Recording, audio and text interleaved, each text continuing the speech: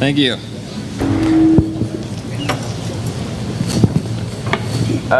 In high school, a part of me wished that my dad was a little harder on me. My parents loved me very much, raised me to know God and love Jesus. But when it came to sports, I had some teammates whose dads just were so intense, and they really pushed their kids to go the extra mile for that sport.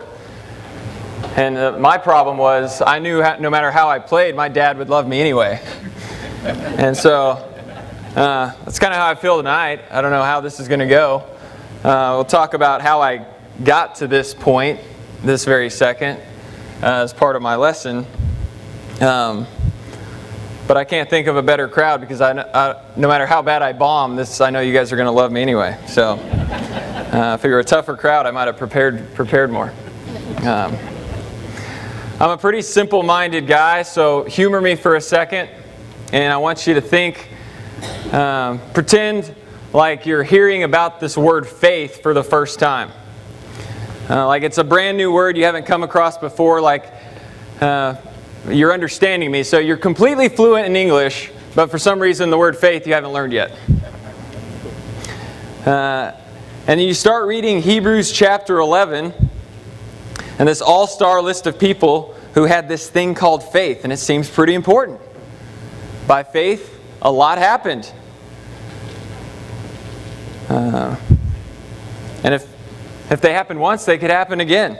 For example, by faith we can understand how the universe was formed. Okay, that sounds good. I'd like some of that.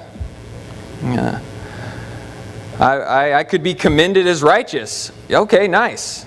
Possibly still speak even after death. By faith, one guy did not even experience death. Yes, sign me up. You could become heir of the righteousness. That sounds impressive. Let's do that. I could receive an inheritance. Sure, every little bit helps. By faith, someone was enabled to bear children. Okay, not for me, but for someone. Yes, it's a big deal. Where's the line for faith? I'm in. What is faith? Where do we get faith? Where does faith come from? Is it grown? Is it mined? Can we go spelunking and get some? Can we buy faith? Is it on Amazon? So maybe it helps to replace the word faith with something simple that we understand. My kids, I think thanks to my nephew who is upstairs in the youth group, learned this song, It's Raining Tacos. You familiar with this? It'd make a beautiful 4-part a cappella song for our church. It's raining tacos. It's raining tacos. Just close your mouth. Open your mouth and close your eyes. It's raining tacos. And it's raining tacos from out of the sky. It's horrible. But that would make this simpler for me to understand. Hey, buy tacos. Abraham. It's like, okay, tacos. Give me tacos, burritos. Green chili. Does anyone know what green chili is? For me, green chili is a very special thing. Let me just side plug for a second. This portion of tonight's lesson is brought to you by New Mexico True. Adventure that feeds the soul begins here. Visit newmexico.org to plan your next New Mexico getaway. If you've not spent time in New Mexico, this is my home state, born and raised, and tried green chili, rafted the Rio Grande, skied Angel Fire, hiked the Valle Grande, shopped the Santa Fe Plaza, put it on your list. I've always had a great sense of pride for my home state, as I do now as an Oklahoman, honestly. I love Oklahoma. But distance has certainly made the heart grow fonder. So I just want to plug New Mexico. Go visit it if you haven't been there. It's a beautiful place. But I want to know about faith like I know about New Mexico. I want to speak about faith like the Hebrews writer does. Like I could speak about New Mexico. So what is it? What is faith? What does the word mean to you? What is it? Is it just a word? Is it just another word on the list of words that we've said and heard so often that it's lost its value? Is it something that some people have and some people don't? Or can it be developed, nurtured, strengthened, grown, practiced, sought after? Is it like a muscle? Is it like endurance? Can it be built, increased, improved? Is it something you should have all the time at a constant high level? Can it fluctuate? I don't know. Well, let's find out. Hebrews chapter 11, verse 1. Now faith is confidence in what we hope for and assurance of what we do not see. Heard that before. I don't know how Mitch does this every week. I've had 3 months to prepare for this. And so far, what I came to is we're going to navigate the tricky waters of defining faith. Believing in Jesus? Is this guy for real? This is the guy they picked to be the last speaker in our building? Okay. Hey, I'm with you. The vetting process for this needs some help. But I'm indeed grateful. It's been a really good journey for me. And so what I'm most nervous about is somehow conveying an ounce of what the Lord has taught me in preparing for this lesson and through this study. And I don't know. I hope you get an ounce of it, because it's been very emotional and impactful for me. And so I'm grateful. And we'll talk more about, again, how I got to this point later on. But I can promise you this will be the best sermon you've ever heard from me. Just like I'm my mother's favorite son. So I had 3 months to prepare for this. Mitch does this every week. And about 80% of my time, I'm just chasing biblical squirrels. You know, we start reading, Abraham. Let's go back and read Abraham. It's like, I wonder what the Greek word for that is. Google the Greek word. I was like, I wonder if Abraham ate gyros, or is it gyros, or is it heroes? So the first squirrel I chased was in the first verse, 4th word. And now faith is, good, this sounds like we're going to get to a definition. This should be easy. Confidence in what we hope for and assurance of what we do not see. So I wonder what the Greek word for confidence is, you asked. Google. Hypostasis. I'm sure you already knew that. I can barely pronounce it. Assurance, confidence, hypostasis. Okay, cool. Where else? Where else is that?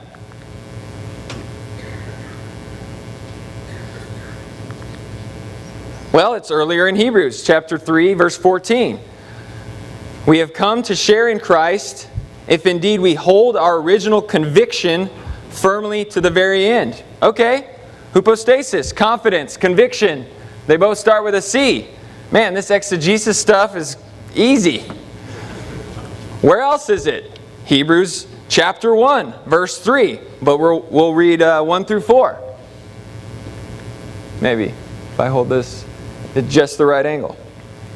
In the past, God spoke to our ancestors through the prophets at many times and in various ways, but in these last days He has spoken to us by His Son, whom He appointed heir of all things, and through whom also He made the universe.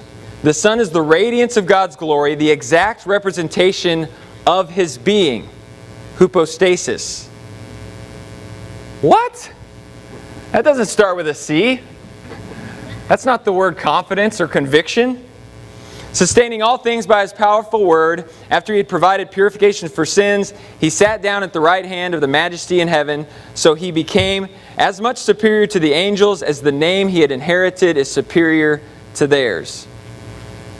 So here the writer in Hebrews uses this word hypostasis, and it's translated to of His being. The Son is the radiance of God's glory and the exact representation of His being. That doesn't sound on surface level like confidence or conviction. But after Googling a few things, man, it fits perfectly. So let's try to tie it together. Jesus is the exact representation of God's hypostasis, God's nature, God's reality. Jesus is the objective reality of the glory of God, the nature of God, the character of God to humankind. And the writer of Hebrews uses the same word, hypostasis, to define faith in chapter 1. He's tying the two thoughts together. In chapter In chapter 11, verse 1, he uses it. But he's tying the two thoughts together. In chapter 1, it's about Jesus being the objective reality of the Almighty God Himself. And in chapter 11, it's about faith as the confidence of things hoped for. The object of our faith is a real, tangible, objective reality, and His name is Jesus. And our faith is real because the object of our faith is real. And that is why we should be hypostasis, confident. And that is the thing that we hold on to as the source of our confidence. Not our performance, but on Jesus, who is an exact impression of God to us. What He did, not what we do.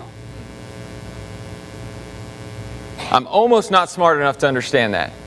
But even I am starting to get chills and think about the connection between God giving us a real manifestation of Himself through Jesus and faith being a hypostasis confidence in that and nothing else. So let's keep going. My preacher back home used to tell me if there is a therefore, you got to find out what the therefore is there for.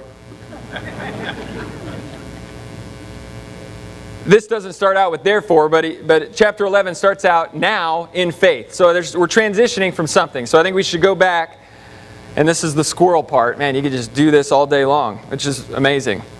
Let's go back to Hebrews chapter 10, verses 35 through 39, the end of chapter 10. And see what we're transitioning from. So do not throw away your confidence. This is a different word. It's not hypostasis, which at first I was like, well, that doesn't help my sermon. But actually it does, because they had more than one word for confidence, but the writer intentionally used this word hypostasis to describe being of the very nature God and confidence of what our faith is rooted in. So this is a different word for confidence, so do not throw away your confidence. It will be richly rewarded. You need to persevere so that when you have done the will of God, you will receive what He has promised. For, quoting the Old Testament, in just a little while, He who is coming will come and will not delay. And, again quoting the Old Testament, but my righteous one will live by faith, and I take no pleasure in one who shrinks back. But we do not belong to those who shrink back and are destroyed, but to those who have faith and are saved. Faith is an enduring decision to believe.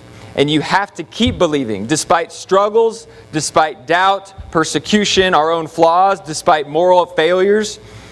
This is not a wishful thinking kind of faith. This is not Mitch believes the Cowboys can win the Super Bowl. It's also not like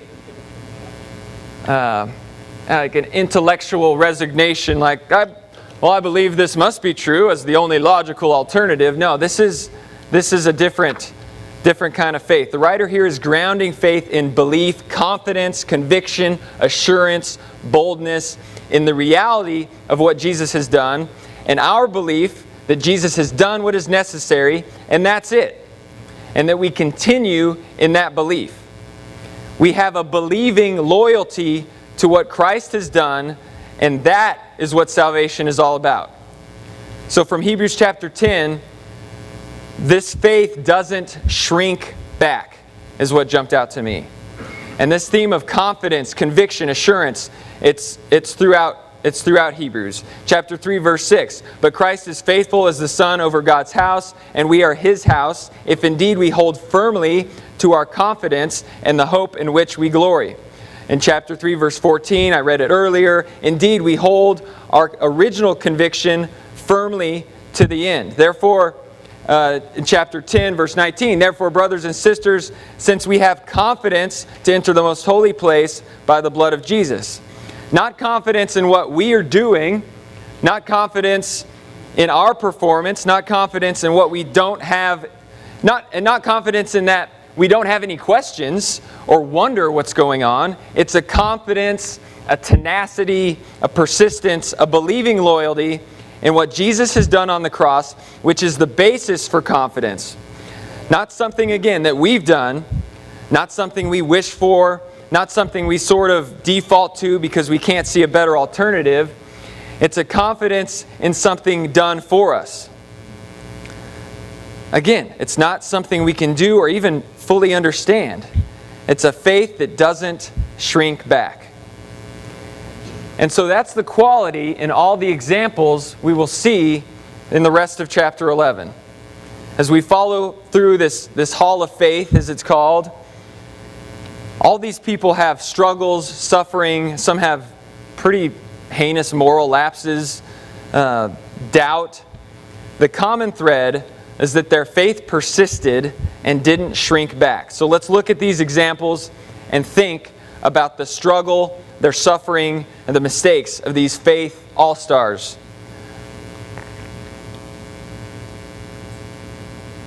So we continue on. What do we got there? Verse 3? Perfect. By faith we understand that the universe was formed at God's command so that what is seen was not made out of what was visible. By faith Abel brought God a better offering than Cain did. By faith he was commended as righteous when God spoke well of these offerings. And he went on to live happily ever after. No, he was dragged into a field by his brother and killed. You know, if he was trying to get a sponsorship deal nowadays, he would get dropped, right? Like Tiva or Chacos would be searching for someone to promote their sandals. Chacos, the sandal of choice by the Israelites. Abel wears them. Abraham wears them. Yeah, we'll get to Abraham's problems in a minute. Abel's attacked and killed by his own brother. I would consider that a struggle. Here's another squirrel, because we don't have much dirt on Enoch.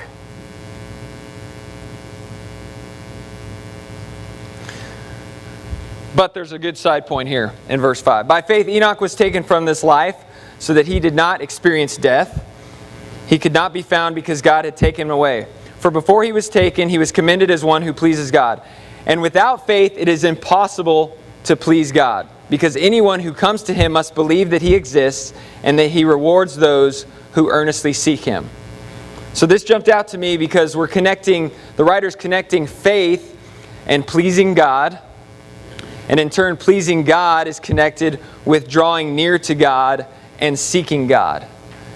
And so, to me,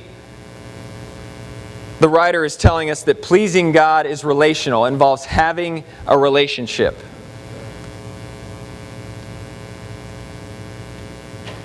But let's go on. By faith, Noah, when warned about things not seen, in holy fear built an ark to save his family. By faith, he condemned the world and became the heir of righteousness that is in keeping with faith. Noah's believing loyalty here is before the flood even happens. He's the crazy guy building this giant boat. And it's not like he's he's an example of moral perfection throughout the whole thing. In Genesis chapter 9, he's passed out drunk and his sons had to cover him up. That didn't make the flannel graph for me when I was growing up. But he's still here. He's in chapter 11. He's one of the all-stars. It's because his moral imperfection isn't the issue. It's his believing loyalty, his faith, that's the issue.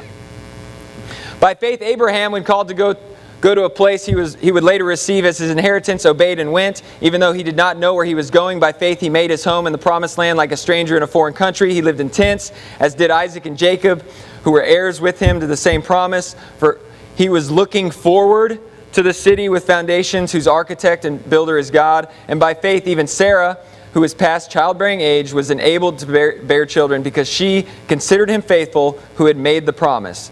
And so from this one man, and as good as dead, came descendants as numerous as the stars in the sky and as countless as sand on the seashore.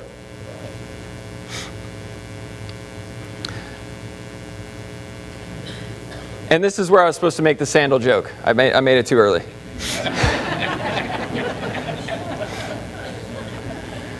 But Abraham slept with their maid in Genesis chapter 16. He's a liar. He told Abimelech that his wife Sarah was his sister. Sarah laughs at God when he says that she'll have a son. Quickly, that got awkward quick because she learned that wasn't a joke. And then she lies about laughing. Yeah, I wasn't laughing. All these people were still living by faith when they died. They did not receive the things promised. There we go. All these things were still living by faith. All these people were still living by faith when they died. They did not receive the things promised. They only saw them and welcomed them from a distance, admitting that they were foreigners and strangers on earth. People who say such things show that they are looking for a country of their own. If they had been thinking of the country they had left, they would have had opportunity to return. Instead, they were longing for a better country, a heavenly one. Therefore, God is not ashamed to be called their God, for He has prepared a city for them.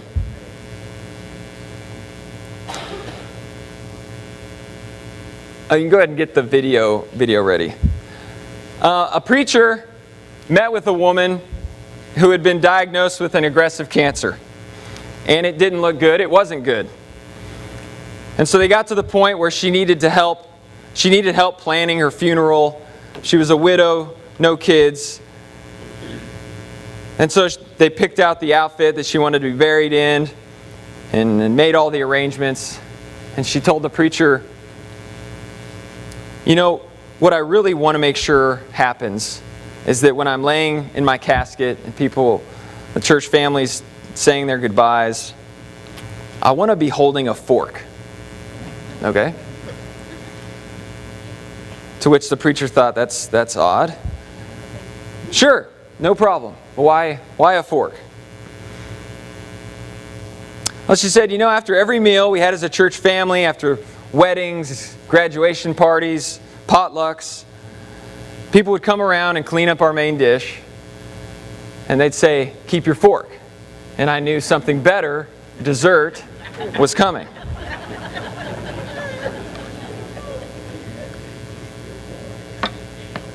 And so this group of all-stars,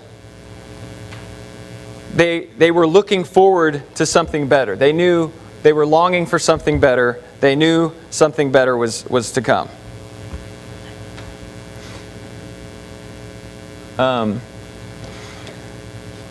Let me read on. You can listen. Just listen. It's not on the screen. By faith, Abraham, when God tested him, offered Isaac as a sacrifice. He who had embraced the promises was about to sacrifice his one and only son, even though God had said to him, "It is through Isaac that your offspring will be reckoned." Abraham reasoned that God could even raise the dead, and so in a manner of speaking, he did receive Isaac back from death. And do we really think, I'm not convinced that Abraham really didn't question this one. He knew Isaac was the son through which all the descendants would come. So if I kill him, how is that going to work? I mean, there's no indication that Abraham was certain how God was going to make it work, but his believing loyalty was that he would make it work. Maybe he'll bring him back to life. Maybe he'll intercede before. Abraham believed God would do something. He didn't know what, but he would deliver on his promise.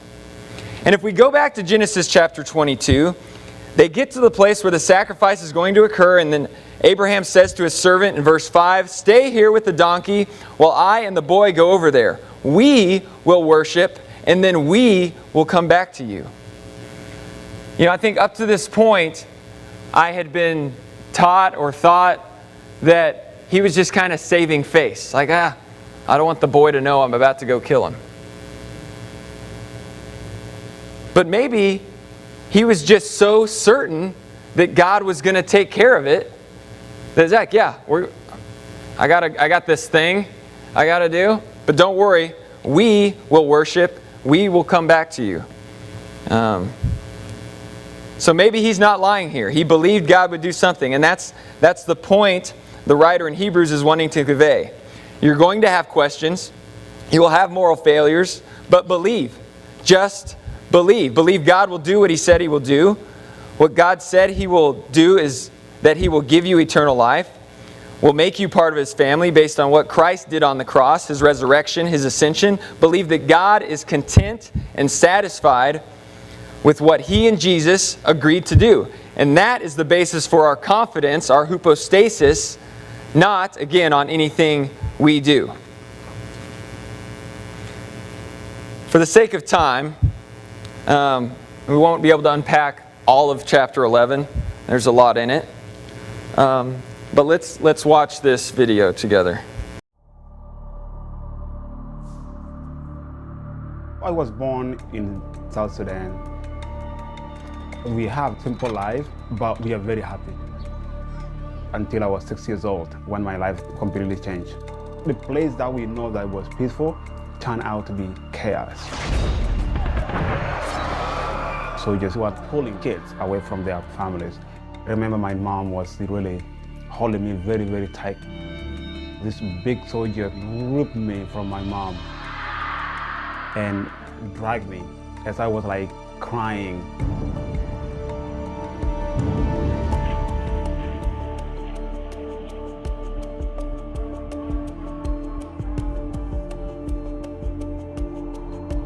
In the middle of the night, this kid picked me up. We went through this hole on the fence. And that's when my race officially began. We ran literally for our lives. Kept running and running and running. And you're so tired, 6 years old, cuts and bruises everywhere in my legs. But giving up wasn't in my vocabulary.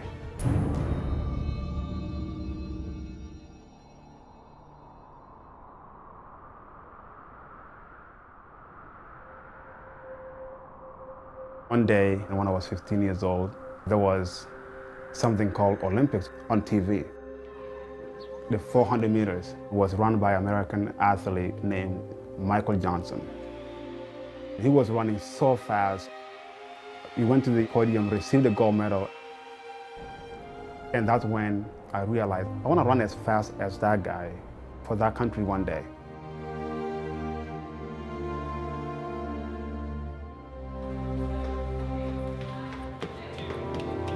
It's time for me to be able to represent this country and give thanks to the American people that gave an opportunity to me. 2008, as I was running for the USA Olympic trials, all of a sudden I see my journey. I can feel the thorns and trees, piercing onto my feet. Why me? Why am I here? You used to be running away from bullets, but now you're running for joy. You're running for this nation. There on the outside, making his move, is Lopez-Lamont. This is about as close as it gets. And all of a sudden, I just had this push all the way to the finish line. My goodness, this young man has come so far. I made the United States Olympic team. Everything shaped perfectly for me. I saw my mom is still alive. She couldn't even believe who I am. That's when I know that 8 years ago, I saw Michael Johnson in a black and white TV. Now, I can put that same jersey on my chest and inspire other kids. If you dream big, you'll get there one day.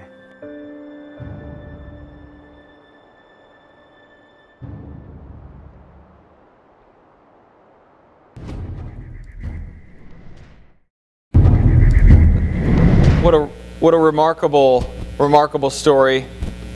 The parallels to our race in faith are obvious. Although, the way the story wasn't told, God isn't expressly given credit. Lopez is reported to be a believer. I found the video, through a Christian foundation. But even if not, man, what a story from refugee to Olympian. I certainly can see the power of God in the story, whether or not He's acknowledged or not. But I share it because it contains the tenacious perseverance and not shrinking back that our faith is made of. I'm certainly guilty of putting my faith in people, places, and things, good people, godly even. This country, it's a great place. I put my faith, my hypostasis in myself, my confidence in myself, in my career, in my earning potential, my ability to give, in my earthly relationships. I put faith in my memory of my dad and my mom, my wife, my kids, and in the Don Millikins, the Mitch Wilburns, the Alan Trimbles, the Clint Emersons, all of which would be mortified to know the pedestal I put them up on sometimes. But I put my faith, my hypostasis, my confidence in the town that we chose to live in, Tulsa, my hometown in New Mexico, my practice location. Good things, good people. And that's on a good day. On a bad day, I put my faith in selfish desire, selfish ambition, lust, greed, being happy. That's my favorite. I deserve to be happy. I put my faith in relationships that I'll benefit from. All things that I can immediately see. How about in the new buildings, the carousel? Did you know we might get rid of it? Lines in the sand, you got to pick a side. Are you pro carousel or... I'm just kidding. Don't listen to me. I'm just making stuff up. I'm pro carousel, by the way. Mostly because it'll help me get my kids to church. My kids love coming to church. That's not the problem. It's getting them to church dressed that's the problem. Put shoes on or you can't ride the carousel. Seriously, this past Sunday night, area-wide worship, Lawson, no shoes. We're at church, no shoes. Lawson, where are your shoes? I don't know, I thought they were in the car. No shirt, no shoes, no problem. Well, maybe that shouldn't be our slogan, but no shoes is fine. Is my faith in the carousel, in the brick and mortar, in this building, this gym? This room is special to me. I have memories playing basketball with my nephew and my brother-in-law.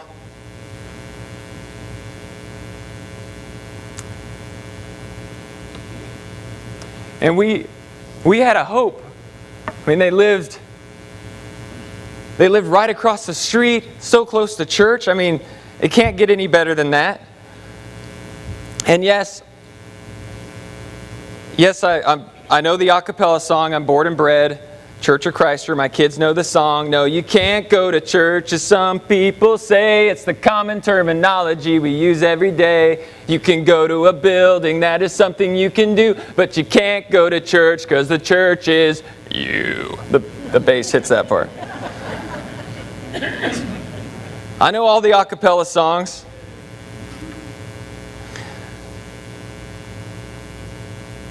But things change.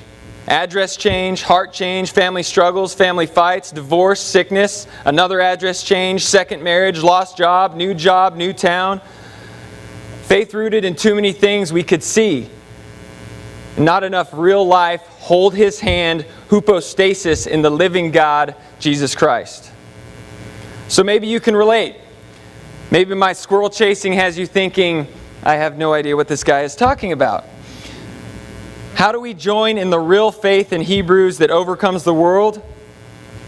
When struggles and doubt and suffering seem to be getting in our way, when we're having trouble living by faith, maybe even saying by faith, B-Y-E, faith, then I promote to you, we should by faith, B-U-Y, faith.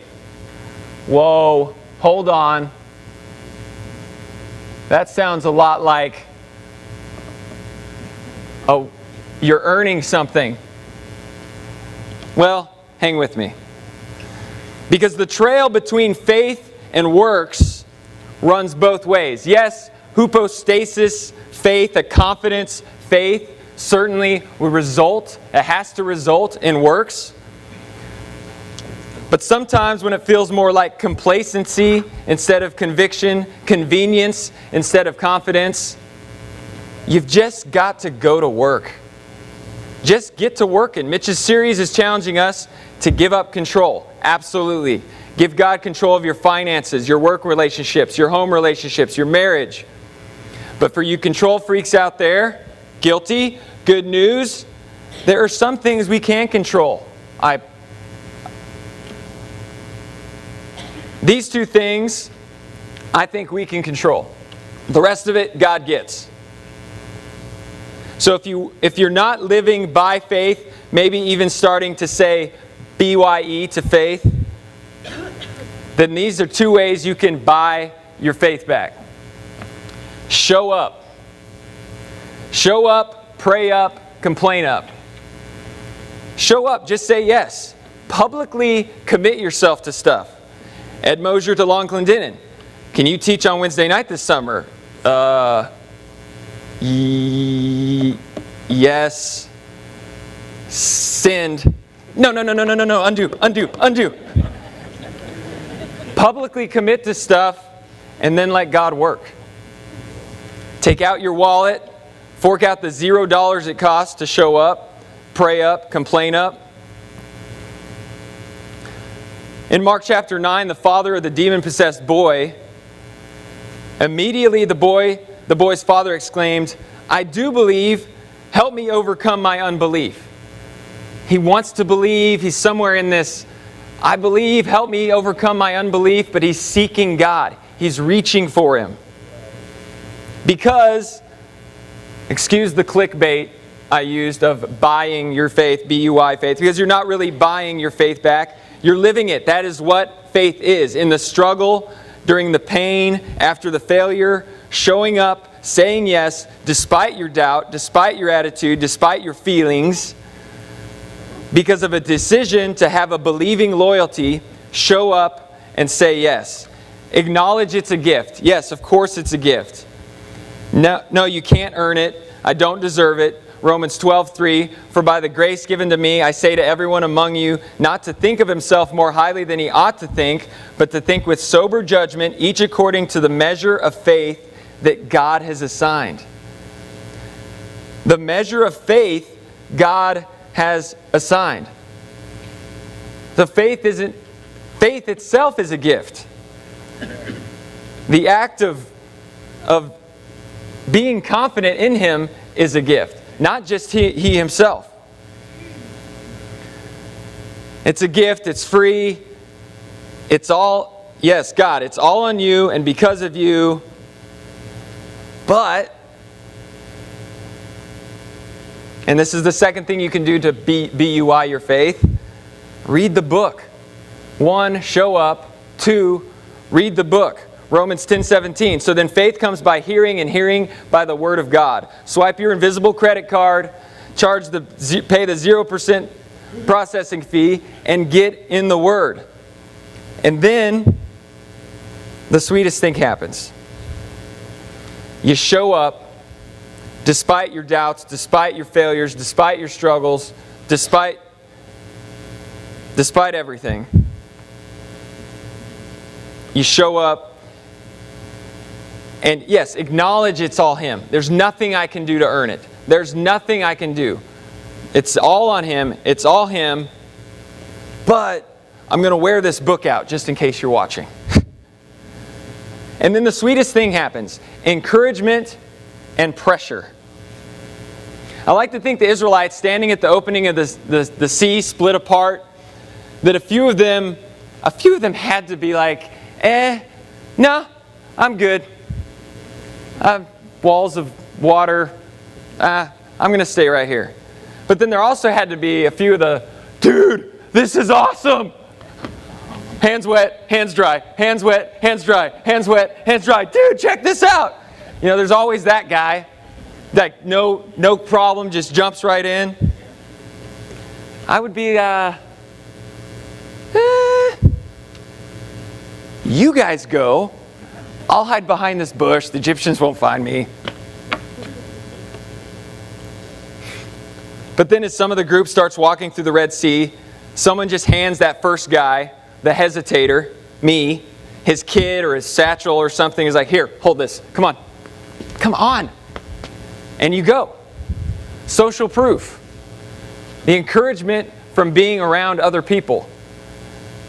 Thank God that story wasn't relying on one guy, right? Because that one guy would have, I don't know about this. Ed Mosier to 38-year-old Llon Clendenen, hey, which Wednesday do you want to teach? Clay Spencer, who you don't know, at Camp Deer Run, to 22-year-age Llon Clendenen, hey, you're the head counselor for the boys' cabin, lead the Bible studies and lead the singing. I don't do that. Who told you I was capable of doing that? Encouragement and pressure. It wasn't, Lon, you got to do this. It was putting me in a situation, an opportunity pressure to say yes. So if your faith is upostasis like never before, then encourage and pressure those around you. Pressure those around you. Put others, put each other in situations to step up. Just ask.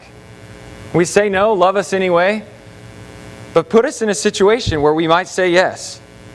If you're struggling, messing up, hurting, then A, you're in good company.